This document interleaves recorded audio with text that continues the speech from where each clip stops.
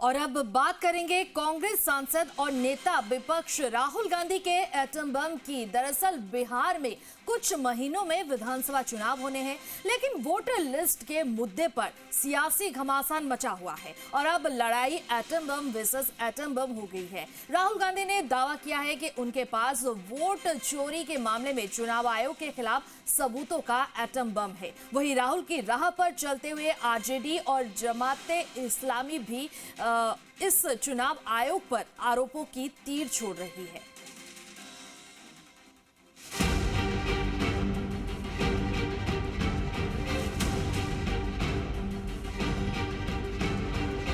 Election commission vote चोरी में involve, जो हमें मिला है वो एटम बॉम्ब, मतलब एटम बॉम्ब है, फटेगा तो आप इलेक्शन कमीशन आपको दिखेगा नहीं। कांग्रेस सांसद और लोकसभा में नेता प्रतिपक्ष राहुल गांधी ने चुनाव आयोग पर वोट चोरी के आरोप वाला एटम बम फोड़ा तो सियासत में नया भूचाल आ गया। राहुल गांधी ने दावा किया कि चुनाव आयोग ने वोट की चोरी की, इसी ने बीजेपी को फायदा पहुंचाया। इसी के खिलाफ पुख्ता सबूत मौजूद है। वोट चोरी हो रही है और अब हमारे पास ओपन एंड शट प्रूफ है कि इलेक्शन कमीशन वोट चोरी में इन्वॉल्व है। और मैं लाइटली नहीं बोल रहा हूँ, मैं 100% प्रूफ के साथ बोल रहा हूँ, ठीक है।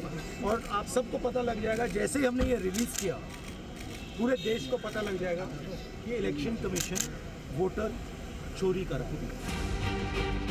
बिहार चुनाव की तैयारियों के बीच राहुल गांधी ने बीजेपी के बहाने इलेक्शन कमीशन पर ऐसा हमला बोला कि मुद्दा गर्म हो गया और बीजेपी के साथ साथ सहयोगी पार्टियां भी आक्रामक हो गई।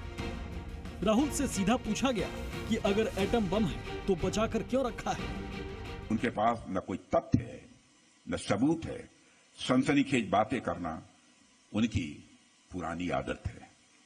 मैं तो राहुल जी से यही कहूंगा कि जल्दी से जल्दी एटम बम फोड़ दीजिए, विलंब मत कीजिए, बस अपने आप को संतुलित और सुरक्षित रखिए। इलेक्शन कमीशन वोट चोरी में इन्वॉल्व, जो हमें मिला है वो एटम बॉम्ब है, मतलब एटम बॉम्ब है, फटेगा तो आप इलेक्शन कमीशन आपको दिखेगा नहीं। राहुल गांधी जी भी बेचारे वो टुकड़ा लेके घूम रहे होंगे जो कि दिखा देंगे, जो सामान है तो उसको दिखाओ, अगर आपके पास प्रूफ है, एविडेंस है तो उसको दिखाओ, खाली कह क्यों रहे हो, उसको दिखाना चाहिए उनको। राहुल गांधी के आरोपों पर चुनाव आयोग भी एक्शन में आया और उनके पत्र भेजने वाली बात को सिरे से खारिज कर दिया। राहुल गांधी को चुनाव आयोग ने पत्र भेजा, राहुल गांधी ने पत्र का जवाब नहीं दिया। इसी ने कहा राहुल बेतुके आरोप लगा रहे हैं। चुनाव आयोग को कोई पत्र नहीं लिखा गया, इसी कर्मचारियों को धमकाया जा रहा है। कर्मचारियों को धमकाना निंदनीय है। मामला चूंकि वोट चोरी से जुड़ा था और बिहार में नई वोटर लिस्ट के ड्राफ्ट पर पहले ही बवाल मचा हुआ है, ऐसे में तेजस्वी यादव ने भी नया शिगुफा छोड़ते हुए दावा किया कि उनका नाम भी वोटर लिस्ट में नहीं है। ये चुनाव आयोग का एप्लीकेशन है और मेरा ईपीआईसी नंबर हमने इसमें डाला है, मेरा भी नहीं है। हम चुनाव कैसे लड़ेंगे? तेजस्वी यादव जान चुके हैं कि इस चुनाव में वो जीतने वाले नहीं, इसलिए चुनाव आयोग को लेकर भ्रम पैदा कर रहे हैं। चुनाव आयोग के बारे में पहले भी एसआईआर मुद्दे पर उन्होंने भ्रम पैदा किया और आज भी उन्होंने भ्रम पैदा करने की कोशिश की। हालांकि राहुल की तरह तेजस्वी के दावे को भी चुनाव आयोग ने खारिज कर दिया। इसी की तरफ से तेजस्वी को जवाब देते हुए कहा गया कि हमारे संज्ञान में आया है कि तेजस्वी यादव ने एक दावा किया है कि उनका नाम ड्राफ्ट मतदाता सूची में नहीं है।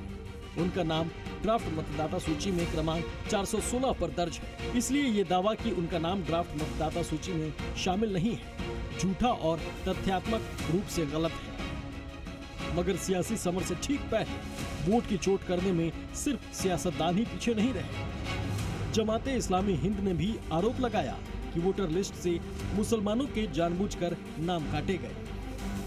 बिहार में जो कुछ सामने आ रहा है और जिस तरह से इलेक्शन कमीशन इस पूरी एक्सरसाइज को कर रहा है, उससे ये अंदेशा है कि एक बहुत बड़ी संख्या में जो वैलिड वोटर्स हैं उनको वोटर लिस्ट से बाहर कर दिया जाएगा।